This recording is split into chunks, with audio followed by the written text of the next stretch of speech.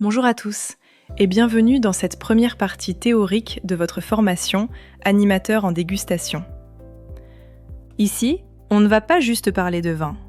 On va plonger au cœur de sa fabrication et décortiquer les 3 piliers qui lui donnent son identité. Des connaissances essentielles pour comprendre, décrire et transmettre avec passion.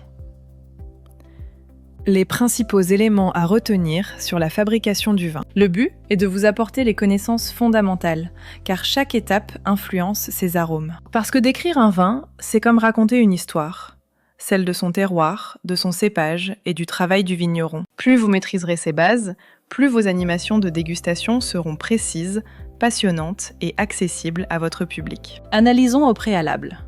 Les cépages, l'identité aromatique du vin. Un cépage, c'est une variété de raisin qui donne au vin ses arômes de base. Chaque cépage a sa propre signature. À Bordeaux, le merlot apporte rondeur et fruits rouges, tandis que le cabernet sauvignon offre des aromatiques de cassis et d'épices. Cela crée des vins équilibrés. En Alsace, le Riesling exprime minéralité et agrumes, quand le Gewürztraminer offre des notes de litchi et de rose. Les cépages déterminent la palette aromatique primaire du vin. Fruits, fleurs, épices. Savoir les reconnaître, c'est guider vos participants vers les premiers indices de leur dégustation. Maintenant, nous pouvons aborder le terroir, l'aspect géologique et l'identité du vin. Le terroir, c'est ce qui donne à chaque appellation et chaque vignoble son identité unique. Le terroir inclut le sol, le sous-sol, le relief et l'exposition. C'est l'empreinte digitale unique de chaque appellation. La géologie détermine la composition minérale du sol, calcaire, argile, granit, et ces caractéristiques se retrouvent dans les arômes et la structure du vin. Le drainage de l'eau impacte la concentration des raisins, et enfin l'exposition, qui influence la maturation et l'équilibre du vin.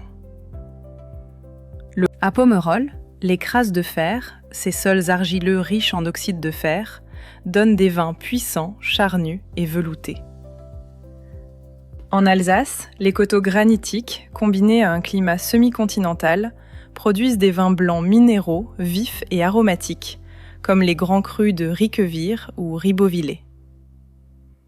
Le terroir explique pourquoi un Riesling d'Alsace sera minéral, alors qu'un Riesling d'Allemagne sera plus fruité. Un autre exemple en Alsace. Contrairement au sol purement calcaire, les marnes argileuses de Forbourg produisent des vins plus charnus, où la minéralité s'accompagne d'une rondeur et d'une longueur en bouche marquée. Prenez un Saint-Émilion et un vin de Californie, comme le Duckhorn Three Palms de Napa Valley.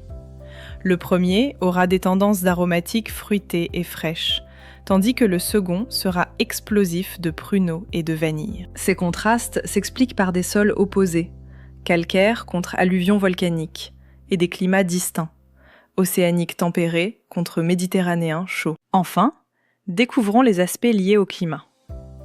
Le rythme de la maturation. Le climat détermine l'équilibre entre sucre et acidité, l'intensité des arômes et le style global du vin, qu'il soit léger et frais ou puissant et alcoolisé. L'océanique bordelais apporte fraîcheur, équilibre et acidité, tandis que le semi-continental alsacien offre concentration et épices. Un climat chaud donne des vins généreux et alcoolisés, alors qu'un climat frais privilégie l'élégance et la vivacité. Pourquoi ces 3 éléments sont indissociables ? Le cépage équivaut à la matière première, le terroir équivaut à la signature du lieu, et enfin, le climat, le chef d'orchestre qui donne équilibre et style. Cépage, terroir et climat. Ces 3 piliers définissent l'identité du vin. Les comprendre, c'est déjà décrypter 80% de la dégustation. Maintenant que vous maîtrisez les bases, découvrons comment le vigneron transforme ces éléments. Prêt pour la suite ? Rejoignez-moi tout de suite pour la deuxième partie. C'est par ici.